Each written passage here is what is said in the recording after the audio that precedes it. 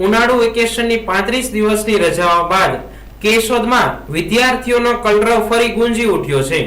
વેકેશનની લાંબી રજાઓ પૂર્ણ થતા કેશોદ શહેર અને તાલુકાની સરકારી તેમજ ખાનગી શાળાઓમાં 8/6/2026 ને સોમવારથી નવા શૈક્ષણિક સત્રનો પ્રારંભ થયો હતો।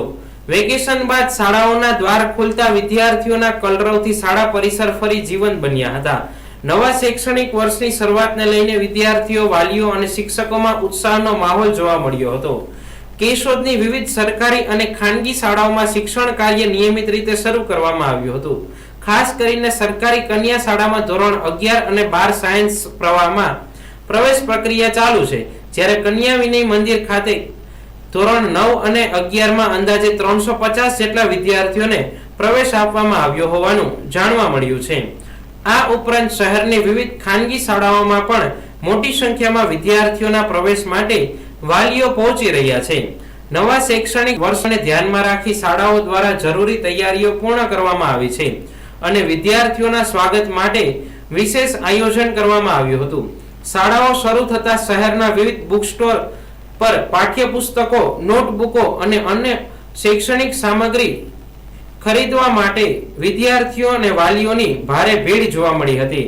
તેમજ યુનિફોર્મ મેળવવા માટે પણ વાલીઓ અને વિદ્યાર્થીઓ વિવિધ દુકાનો પર દોડધામ કરતા જોવા મળ્યા હતા।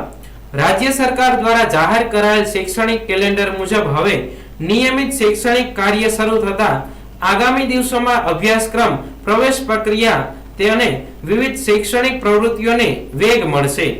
કેશોદમાં નવા શૈક્ષણિક વર્ષની શરૂઆત સાથે શિક્ષણ ક્ષેત્રે ફરી ચહલ પહલનો માહોલ જોવા મળ્યો છે। હું જ્યોતિબેન રૂપાપરા, સરકારી ગર્લ્સ હાઈસ્કૂલ પ્રિન્સિપાલ। આજ રોજ નવા સત્રની શુભ શરૂઆત થઈ ગઈ છે। સરકારી ગર્લ્સ હાઈસ્કૂલ કેશોદમાં વિધિવત રીતે શિક્ષણ કાર્યનો પ્રારંભ થયો છે। ધોરણ 11માં વિજ્ઞાન પ્રવાહમાં 12 સંખ્યાએ પ્રવેશ લીધો છે, તેમજ સામાન્ય પ્રવાહમાં 45 સંખ્યા જોવા મળેલ છે અને પ્રવેશ લીધો। હજી પણ સામાન્ય પ્રવાહ, વિજ્ઞાન પ્રવાહમાં પ્રવેશ કાર્ય શરૂ જ છે, તેમજ ધોરણ 9માં 46 જેવી બહેનોએ પ્રવેશ લઈ લીધો છે। હજી પણ અવિરત પ્રવેશ કાર્ય શરૂ છે। આ પ્રથમ દિવસથી શૈક્ષણિક કાર્યનો પ્રારંભ થઈ ગયો છે અને પ્રથમ દિવસથી જ વિદ્યાર્થીની બહેનોનો ઉત્સાહ ખૂબ જ જોવા મળે છે। તમામ વિદ્યાર્થીની હાજરી પણ ખૂબ સારી નોંધાયેલી છે। ગયા વર્ષથી વિજ્ઞાન પ્રવાહની શરૂઆત થઈ અને હાલમાં ધોરણ 12 વિજ્ઞાન પ્રવાહમાં પણ બહેનો માટે શિક્ષણ કાર્યનો પ્રારંભ થયેલો છે। આજરોજ ત્રણેય પ્રવાહમાં બહોળી સંખ્યામાં વિદ્યાર્થીઓ ઉપસ્થિત રહ્યા છે અને શિક્ષણ કાર્ય સારી રીતે ચાલી રહ્યું છે, તેમજ આ ઉત્સાહ જળવાઈ રહે એવી શુભેચ્છા।